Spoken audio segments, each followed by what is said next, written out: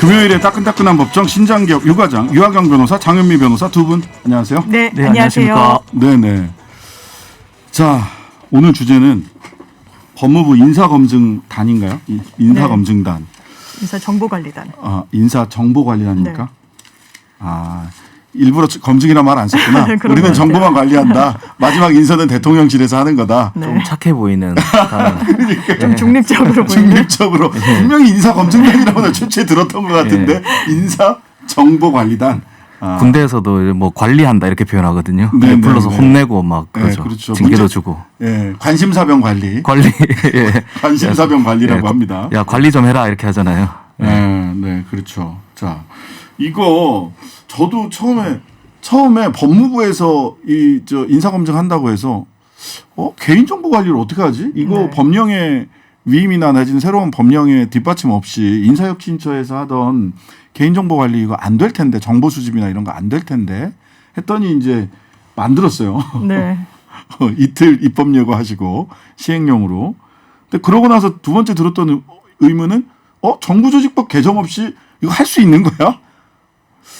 이게 두 번째 의문은 여전히 풀리지 않는데 이게 사실 법률상의 가장 큰 쟁점 아닌가요? 예, 그게 가장 핵심적인 쟁점인데요. 예, 어떠세요? 각 변호사님 의견 좀 줘보세요. 제가 먼저 먼저 말씀하시죠. 일단 핵심이 정부조직법인데요. 뉴스를 쭉 보니까 다들 마치 법률상으로는 뭐 법무부가 인사검증 권한, 일반적인 인사검증 권한을 행사할 수는 있는데 그게 부적절하다. 특히나 뭐 한동훈 법무부 장관이 상황처럼 된다. 이런 정치적인 논쟁만 많이 하고 있던데요. 그렇죠. 저는 그런 논쟁으로 넘어가기 전에 정부조직법상 아예 안 되지 않는가 이런 생각이 드는데 저도 같은 의견이에요. 예, 말씀을 드려보면요. 요거부터 짚고 넘어가야 되거든요. 우리 소송에서도 소송 자체가 성립 안 되면 각하하잖아요. 네, 그렇죠. 그 각하 처분이 안 되고 이게 다툴 만한 여지가 있다 그랬을 때 심리에서 기각되는 건데 다들 기각이다라는 이야기만 하고 있는 것 같아서 정부조직법상 인사 관련 사무는 원래 인사혁신처가 했습니다. 맞습니다. 근데 지금까지는 인사혁신처가 고위공직자 인사검증 사무를 민정수석실에 위탁했거든요. 정확하게는 대통령 비서실장한테 위탁을 하고 비서실장이 그 부하 직원이 민정수석 비서에게 일을 시키는 거죠. 네. 이렇듯이 국가사무는 상호간에 위탁은 가능합니다. 일단은. 근데 국가공무원법 제20조가 그 근거거든요. 네. 그런데 위탁 가능 사무에는 당연히 제한이 있겠죠. 그렇죠. 아무거나 막 위탁할 수는 없잖아요. 그럼요. 보건복지부 사무를 저기 어디 해양수산부에다가 위탁할 수는 없잖아요. 그 얘기입니다. 정부조직법상 그 부처 권한으로 볼 수 있을 때 위탁이 가능한 거예요. 민정수석 비서관실은 어떠냐 그러면 됩니다. 왜냐? 대통령 명을 받아서 대통령 업무를 대신 보좌하는 곳입니다. 정부조직법 제11조에는 대통령의 권한이 대통령은 정부의 수반으로서 법령에 따라 모든 중앙행정기관의 장을 지휘 감독한다. 당연히 대통령은 인사권도 있고 인사검증 권한도 있습니다. 네. 그러니까 대통령실에 있는 민정수석 비서실은 인사검증 권한이 있기 때문에 인사혁신처에서 위탁을 할 수 있는 거예요. 그러니까 받을 수 있는 거예요. 받을 수 있는 자격이 있으니까 위탁 받는 겁니다. 공을 던지면 이게 위탁도 그 공을 받을 수 있는 자격이 있는 부처에서 받는 건데. 그럼요. 예. 법무부가 인사검증 받을 자격이 있냐. 공을 위탁받을 자격이 있느냐. 신 변호사님 말씀을 제가 좀 거들어 보면 정부조직법 제32조를 제가 읽어드리겠습니다. 법무부의 권한입니다. 법무부 장관은 검찰, 행형, 인권 옹호, 출입국 관리, 그 밖에 법무에 관한 사무를 관장한다라고 되어 있습니다. 예시 규정에는 당연히 인사검증이 없고요. 그 밖에 법무에 관한 사무라고 넓게 보더라도 인사검증에 대한 것은 법무라고 보기는 어렵습니다. 타 정부 부처 고위공직자들에 대한 일반적인 인사검증 권한을 정부조직법상 법무부가 행사할 수 있느냐? 저는 없다고 봅니다. 요 질문만 제가 마지막으로 한번 드려보겠습니다. 그럼 여성가족부에 인사검증 권한 줄 수 있나요? 보건복지부는, 통일부는요. 다들 안 된다고 할 겁니다. 왜냐하면 이런 부서에는 법률상 타 부서들에 대한 일반적인 인사검증 권한이 없다는 걸 누구나 알기 때문에. 근데 법무부는 왠지 될 것 같거든요. 근데 될 것 같다는 심정만으로는 안 되고 법을 봐야 돼요. 명확하게 없습니다. 네. 그래서 정부조직법 개정 없이 시행령으로 위탁할 수 있느냐. 국가공무원법 제20조 권한의 일부를 대통령령에 따라 다른 기관에 위탁할 수 있다. 라는 규정을 근거로 이야기하시더라고요. 예, 그리고 이 기타 법무에 관한 사무를 이 국민의힘 측이나 이제 법무부 측에서는 상당히 좀 넓게 해석을 합니다. 그 밖의 법무에 관한 사무. 그러면서 네. FBI 얘기를 하는데요. 네네. 그 밖에 법무에 관한 사무에는 이를테면 검증 대상자의 뭐 전과 내역이랄지 수사 상황이랄지 탈세 이런 부분에 대해서 들여다볼 수 있는 건데 그게 바로 그 밖에 법무에 관한 사무 아니겠느냐라는 주장입니다. 네네. 그런데 FBI는요. 물론 미국도 백악관이 인사 추천을 하죠. FBI에서 검증을 합니다. 네. 그런데 실질적으로 진행되고 있는 어떤 뭐 탈법적인 사안들에 국한돼서 하지 지금 법무부가 하겠다는 세평조회 등등까지 하는 게 아닙니다. 네. 그렇기 때문에 이게 미국식이다 FBI식이다라고 이야기하는 건 맞지 않고 네. 그 밖에 법무에 관한 사무라고 하려면 원래 법무부가 수행하는 통상의 업무 그러니까 뭐 행형 그리고 출입국 관리 거기에 준하는 법률 사무와 관련된 업무를 할 수 있다라는 취지로 해석을 해야 됩니다. 그런데 이런 법령 개정 없이 이걸 사실 시행규칙으로 바꾸겠다는 거고 그걸 고시를 통해서 언론에도 알려지게 됐는데 이건 완전히 위법 사항이라고 판단할 수밖에 없고 또 하나의 문제는 법무부 장관은 서열 6번째예요. 국무위원 중에. 네네. 그런데 본인보다 더 높은 국무총리 기타 등등 뭐 교육부총리도 검증 대상으로 하겠다. 이거 좀 헌법 정신에 맞지 않는 부분이 분명히 있는 겁니다. 더 문제는 이 지금 인사기획관, 대통령실의 인사기획관부터 지금 법무부의 지금 인사정보관리단 그리고 마침표를 찍는 다시 대통령실의 공직기관 비서관실 전부 검찰로 출신들로 점철돼 있다는 거예요. 이게 바로 검찰공화국을 우려했던 국민들의 걱정이 현실화되는 거 아니냐라는 어떤 이런 목소리가 나오는 이유입니다. 그러니까 저는 이건 뭐 진행자니까 양쪽 의견을 좀 균형 다 기계적으로라도 이렇게 소개를 시켜 드리고는 있는데 말하자면 근데 이제 법률가로서 이게 법적으로 가능한 건가라는 질문을 지울 수가 없어요. 근데 인사권은 위법이 아니다라고 하는 쪽의 해석은 뭐냐면 인사권은 대통령에게 있고 최종적으로 고위공직자에 대한 인사권은 뭐 일반 공직자도 그렇지만 특히나 정무직 같은 경우 인사 검증은 대통령 인사권에 앞선 사전 절차다. 사전 절차니까 어느 부처든 할 수 있는 거 아니냐 이런 논리거든요. 예. 이게 맞나요? 그러니까 뭐 당연히 인사권은 대통령한테 있습니다. 네. 뭐 여기에 대해서 지금 다투는 사람은 아무도 없고요. 그 뭐 예. 하나마나한 뭐 인사권에 누구에게 있는가는 하나하나 말인 것 같은데 네. 인사권 자체가 법무부에 넘어간다는 게 아니고 네. 인사검증권이 법무부에 넘어감으로써 광범위한 정보 수집에 의한 강력한 사찰 기관 역할을 법무부가 하게 될 수 있겠다라는 우려가 든다는 것이고요. 네. 강력한 사찰 기관 하니까 떠오르는 또 우리 현대사의 흑역사가 하나 있는데 네. 바로 안기부입니다. 장지원 의원이 국정원도 인사검증권 네. 부여하자라고 얘기를 해서 저는 기함을 안 되죠. 했습니다. 예. 이게 뭐지 갑자기. 안기부 리부트 예. 이렇게 되는데 예. 정식 명칭 우리가 잊으면 안 되기 때문에 제가 한번 다시 설명을 드리려고 하는데 네. 과장하려고 말씀드리는 건 아니고요. 네. 정식 명칭 국가안전기획부 전두환 노태우 군부 정권의 필살 무기였죠. 그 네. 당시에는 조선 제1검이 안기부였습니다. 그렇죠. 예, 당시에 민주운동하던 국민들이나 재하 정치인들에게는 걸리면 파멸하고 감옥 가는 거의 뭐 악마와 같은 존재로 여겨졌죠. 그게 왜냐 타겟팅해서 정보를 수집하거든요. 네.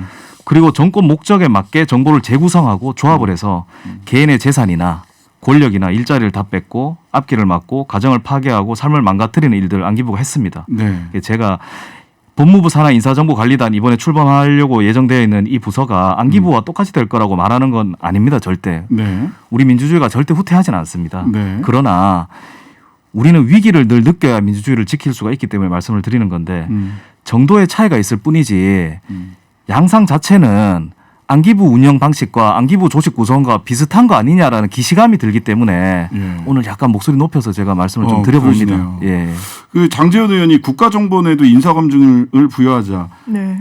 그리고 뭐 경찰도 인사검증을 할 수 있게 하자. 이렇게 얘기를 한단 말이에요. 네. 그러니까 법무부 혼자서 인사검증을 하는 게 아니라 여러 군데에서 심지어 국가정보원까지도 인사검증권을 부여해서 여러 군데에서 인사검증 자료가 오면 최종적으로 대통령이 결정하는 거다. 이제 이런 논리인데 네. 그렇다 하더라도 저는 법적으로 보자면 법무부는 아까 말씀드린 대로 인사검증권을 위탁받을 자격이 없다. 예.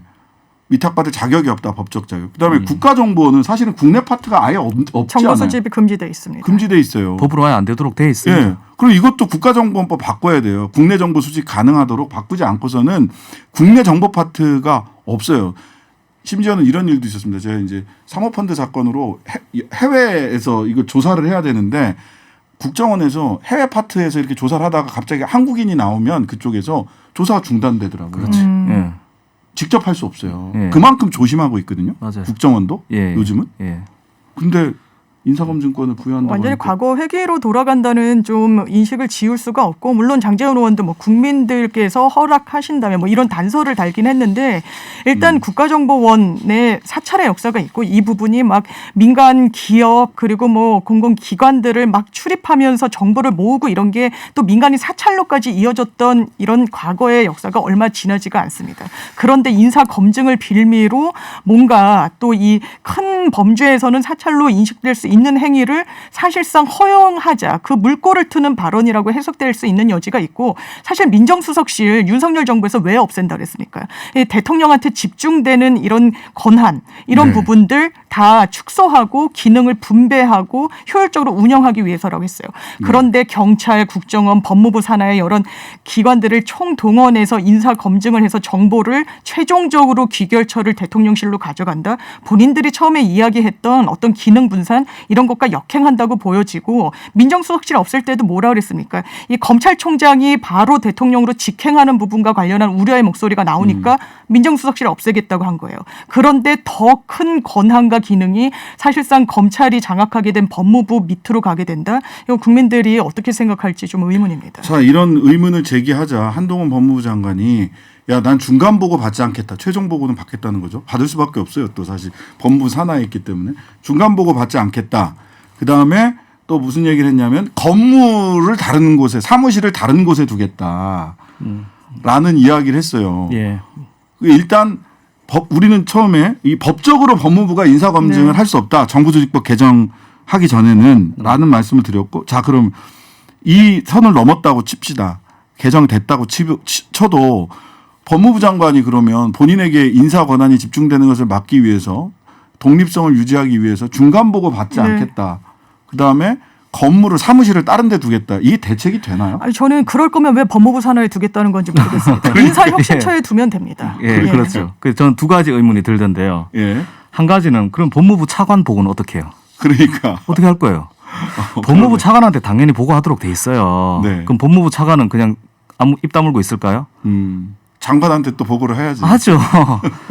그럼 차관 밑에 뭐 다른 뭐 부장이나 팀장이나 다 법률에 다 규정할 수 없어요. 네. 막기 어렵거든요. 네. 결과적으로 법무부 장관 직속 기구라는 겁니다. 그냥 네. 아무리 애를 써도 네. 법무부 장관의 심기를 알아서 살피는 구조를 탈피하기 어렵다고 저는 생각이 네. 됩니다.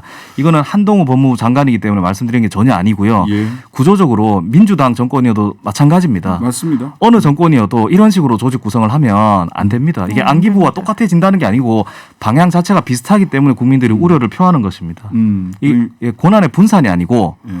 법률에 규정되어 있는 국가기관의 권한을 임의로 확장 해석하는 겁니다. 네. 분산이 아니고 확장 해석하는 겁니다. 네. 안기부 1, 2, 3 만드는 것이지 안기부를 해소하거나 분해하거나 권력을 나누었던 그런 민주주의 절차 때랑은 전혀 다른 양상입니다. 이렇게 되니까 그 민정수석실에 검사들이 다 갔었는데 그 대통령실에 검사가 민정수석실 들어가려면 검찰 그만둬야 되고 사표 쓰고 갔죠. 예. 그다음에 대통령실에서 나오고 나서 한동안 검찰로 복귀할 수 없는 기간, 숙려 기간 같은 것도 있었거든요. 근데 이제 아무 문제가 없어지죠. 이제는 네. 바로 갈 수 있죠. 예, 바로 인사 검증하는 대로 형식으로 파견 갈수 형식으로. 있으니까요. 심지어 검사가 반드시 들어가야 돼요. 몇 명. 예, 한 최대 예. 4명까지 가능하도록 되어 있습니다. 들어가야 돼요, 반드시. 필수적으로 들어가도록 되어 있죠. 예. 예. 자, 그래서 참 이게 어떻게 귀결이 될지 모르겠습니다만은 저는 이거는 빠르게 정리가 돼야 된다. 근데 이제 권한쟁의 심판 등 여기서 그러면 인사가 이루어졌을 때 이걸 어떻게 다툴 수 있는 방법이 있나? 하면 그것도 약간 막연한 측면은 있어요. 저는 이게 고시 형식으로 알려졌기 때문에 고시 무효 확인 소송 등의 형태로 이 고시 자체를 무력화한데 이거 상위법에 분명히 어긋난다라고 다툴 필요도 있고 네네. 소지도 다분하다고 그러네. 생각합니다. 예, 고시. 저는, 예. 예, 고시나 시행령이나 시행규칙으로 뭘 어떻게 하는 행태들이 다 위헌이라고 저는 봅니다. 네네. 왜냐하면은 국가는 법에 규정된 대로 통치 행위를 하라는 게 법치주의거든요. 그렇죠. 근데 법률에 규정된 권한을 마음대로 해석하면서 통치하면 그건 법치가 아니고 인치가 되는 겁니다. 네, 그렇습니다. 시행령에 따라서 통치를 하면 영치가 되는 거고 예, 시행령 영치. 예, 시행 규칙에 따라서 통치를 하면 칙치가 되는 겁니다. 되는 거네요. 칙치. 근데 우리는 영치국가, 칙치국가, 인치국가 아닙니다. 법치국가이기 때문에요. 네. 정부 조직법을 손 안 대고 시행령이나 시행규칙이나 어떠한 하부 규정으로 이렇게 알겠습니다. 하면 위헌이죠. 자, 신장기업 유가정 오늘은 여기까지입니다. 유영학 변호사, 장현미 변호사였습니다. 다음 주에 뵐게요. 네, 고맙습니다. 고맙습니다. 네.